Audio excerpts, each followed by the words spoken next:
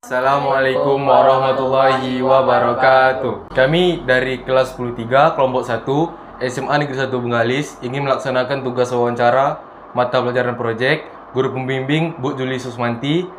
Kali ini kami memilih wirausaha kain tenun Putri Mas yang berlokasi di Sebau. Baiklah, kami akan memulai sesi wawancara dengan Ibu Devi. Kepada Ibu Devi, kami persilakan. Untuk pertanyaan pertama, kalau kami boleh tahu kapan berdirinya usaha kain tenun ini? Berdirinya usaha kain tenun Putri Ma dari tahun 2006. Kalau boleh tahu lagi, siapa yang mendirikannya? Apakah ibu sendiri?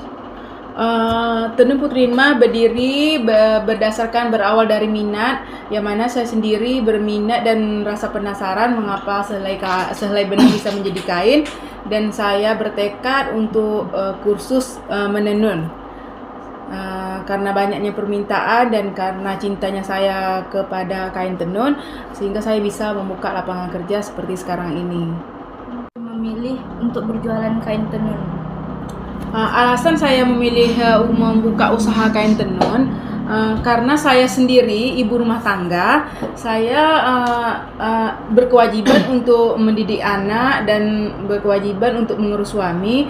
Jadi bagi saya usaha yang satu-satu bisa saya lakukan sambil mengurus anak dan suami, ya membuat tenun di rumah. Karena kerja membuat kain tenun ini bisa dikerjakan di rumah, dan untuk penjualannya kita bisa lewat online. Jadi itu alasan pertama.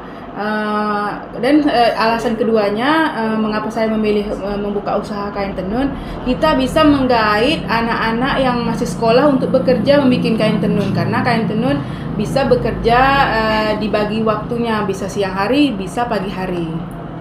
Kira-kira dari pukul berapa mulai membuka ini berjualan gitu? Kalau kita di sini kita produksi sekali penjualan, kita buka dari, kalau untuk produksinya kita buka dari jam 7.30, istirahat jam 11.30, kerja lagi sampai jam 5 sore. Motif-motif yang paling diminati di sini motif seperti apa? Karena kain tenun identiknya Melayu, ya motif-motifnya diminati seperti motif Melayu, ya pucuk rebung, siku awan, siku keluang, sentora, tampuk manggis, ada juga ya siku keluang bunga, ya seperti itulah yang paling diminati. Tapi sebenarnya motif kain tenun khususnya di Bengkalis itu banyak motif, ada juga motif luar tema Melayu. Berapa harga satu kain tenun? Harga kain tenun dari harga 400.000 per kain sampai 1.300.000 per kain. Bahkan ada yang sutra 2.500.000 per kain. Kalau boleh tahu Bu, bagaimana perkembangan dari tahun terbukanya 2006 kan sampai sekarang? Ya karena kita ini merintis dari nol. Saya dulu awalnya perajin. Saya sendiri bekerja sebagai pengrajin itu selama 4 tahun. Awalnya saya sendiri, ya proses demi proses. Awalnya kita mempunyai 1 tenun, meningkat jadi 3 tenun, meningkat lagi sampai 5 tenun. Sekarang alhamdulillah udah tahun 2023 kita udah mempunyai 65 tenun. Sekarang kita udah mempunyai 65 perajin. Alhamdulillah sampai saat ini permintaan kain tenun makin meningkat, dan pemerintah khususnya Kabupaten Bengkalis sangat mendukung pembuatan kain tenun. Sudah sampai di mana saja tenun dijual? Kalau penjualan kain tenun ini kita udah sampai ke luar negara. Kemarin sebelum Covid kita udah sampai penjualannya di Vietnam, Malaysia, dan Singapura. Tapi untuk saat ini karena kendala Covid kemarin, kita penjualannya masih di Indonesia, seperti di Jakarta, Batam, Tanjung Pinang, Tanjung Balai, Pekanbaru, Siak, Dumai, khususnya Bengkalis. Bagaimana teknik pemasarannya sampai kain tenunnya bisa dikenal di luar negara juga?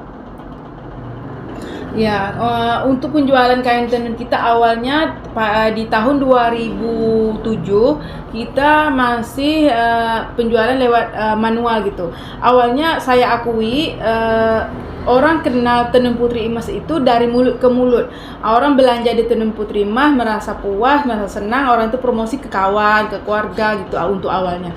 Tapi sekarang karena sekarang udah zamannya udah maju, sekarang kita penjualannya lewat IG, Facebook, sekarang juga kita udah membuka di Shopee juga. Sekarang untuk sampai ke luar negara, awalnya orang itu datang berkunjung ke tempat kita, berwisata ke Bengkalis, mereka langsung ke Tenun Putri Imas. Itu untuk awal kita berjualan di luar negara.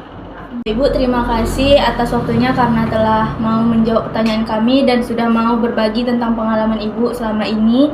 Semoga apa yang Ibu bilang ke kami akan bermanfaat bagi kami dan akan kami contoh di masa depan. Amin ya rabbal alamin. Ya, sama-sama.